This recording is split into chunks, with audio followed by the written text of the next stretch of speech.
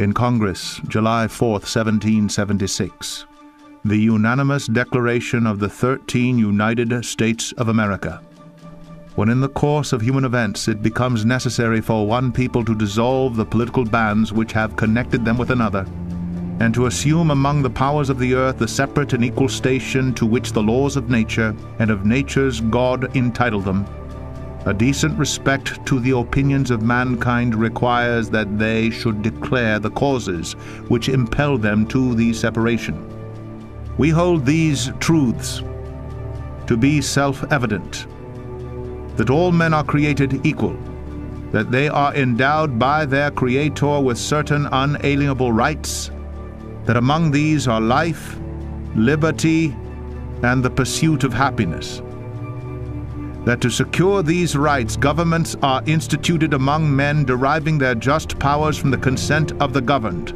that whenever any form of government becomes destructive of these ends, it is the right of the people to alter or to abolish it, and to institute new government, laying its foundation on such principles and organizing its powers in such forms as to them shall seem most likely to affect their safety and happiness. Prudence indeed will dictate that governments long established should not be changed for light and transient causes, and accordingly all experience hath shown that mankind are more disposed to suffer while evils are sufferable than to right themselves by abolishing the forms to which they are accustomed. But when a long train of abuses and usurpations pursuing invariably the same object evinces a design to reduce them under absolute despotism,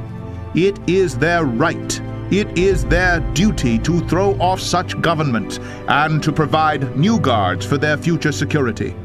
Such has been the patient sufferance of these colonies, and such is now the necessity which constrains them to alter their former systems of government. The history of the present King of Great Britain is a history of repeated injuries and usurpations, all having in direct object the establishment of an absolute tyranny over these states. To prove this, let facts be submitted to a candid world. He has refused his assent to laws, the most wholesome and necessary for the public good. He has forbidden his governors to pass laws of immediate and pressing importance, unless suspended in their operation till his assent should be obtained. And when so suspended, he has utterly neglected to attend to them. He has refused to pass other laws for the accommodation of large districts of people, unless those people would relinquish the right of representation in the legislature, a right inestimable to them and formidable to tyrants only. He has called together legislative bodies at places unusual, uncomfortable, and distant from the depository of their public records for the sole purpose of fatiguing them into compliance with his measures. He has dissolved representative houses repeatedly for opposing with manly firmness his invasions on the rights of the people. He has refused for a long time after such dissolutions to cause others to be elected,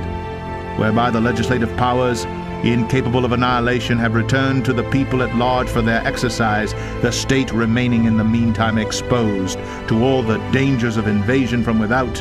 and convulsions within. He has endeavored to prevent the population of these states, for that purpose obstructing the laws of naturalization of foreigners, refusing to pass others to encourage their migrations hither, and raising the conditions of new appropriations of lands. He has obstructed the administration of justice by refusing his assent to laws for establishing judiciary powers. He has made judges dependent on his will alone for the tenure of their offices and the amount and payment of their salaries. He has erected a multitude of new offices and sent hither swarms of officers to harass our people and eat out their substance. He has kept among us in times of peace standing armies without the consent of our legislatures. He has affected to render the military independent of and superior to the civil power. He has combined with others to subject us to a jurisdiction foreign to our Constitution and unacknowledged by our laws, giving his assent to their acts of pretended legislation, for quartering large bodies of armed troops among us, for protecting them by a mock trial, from punishment for any murders which they should commit on the inhabitants of these states, for cutting off our trade with all parts of the world, for imposing taxes on us without our consent, for depriving us in many cases of the benefits of trial by jury, for transporting us beyond seas to be tried for pretended offenses, for abolishing the free system of English laws in a neighboring province, establishing therein an arbitrary government, and enlarging its boundaries so as to render it at once an example and fit instrument for introducing the same absolute rule into these colonies, for taking away our charters, abolishing our most valuable laws, and altering fundamentally the forms of our governments, for suspending our own legislatures and declaring themselves invested with power to legislate for us in all cases whatsoever. He has abdicated government here by declaring us out of his protection and waging war against us. He has plundered our seas, ravaged our coasts, burnt our towns, and destroyed the lives of our people. He is at this time transporting large armies of foreign mercenaries to complete the works of death, desolation, and tyranny, already begun with circumstances of cruelty and perfidy scarcely paralleled in the most barbarous ages, and totally unworthy the head of a civilized nation. He has constrained our fellow citizens taken captive on the high seas to bear arms against their country, to become the executioners of their friends and brethren, or to fall themselves by their hands. He has excited domestic insurrections among us, and has endeavored to bring on the inhabitants of our frontiers, the merciless Indian savages whose known rule of warfare is an undistinguished destruction of all ages, sexes, and conditions. In every stage of these oppressions, we have petitioned for redress in the most humble terms. Our repeated petitions have been answered only by repeated injury. A prince, whose character is thus marked by every act which may define a tyrant, is unfit to be the ruler of a free people. Nor have we been wanting in attention to our British brethren. We have warned them from time to time of attempts by their legislature to extend an unwarrantable jurisdiction over us. We have reminded them of the circumstances of our emigration and settlement here.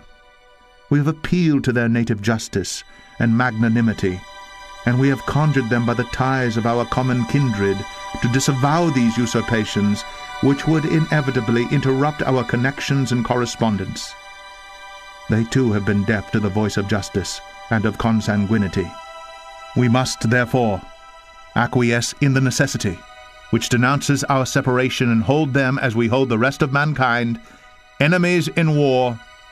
in peace friends. We, therefore, the representatives of the United States of America, in General Congress, assembled, appealing to the Supreme Judge of the world for the rectitude of our intentions, do, in the name and by the authority of the good people of these colonies, solemnly publish and declare that these united colonies are and of right ought to be free and independent states, that they are absolved from all allegiance to the British Crown, and that all political connection between them and the state of Great Britain is and ought to be totally dissolved, and that as free and independent states they have full power to levy war, conclude peace, contract alliances, establish commerce, and to do all other acts and things which independent states may of right do. And for the support of this declaration, with a firm reliance on the protection of divine providence, we mutually pledge to each other our lives, our fortunes, and our sacred honor.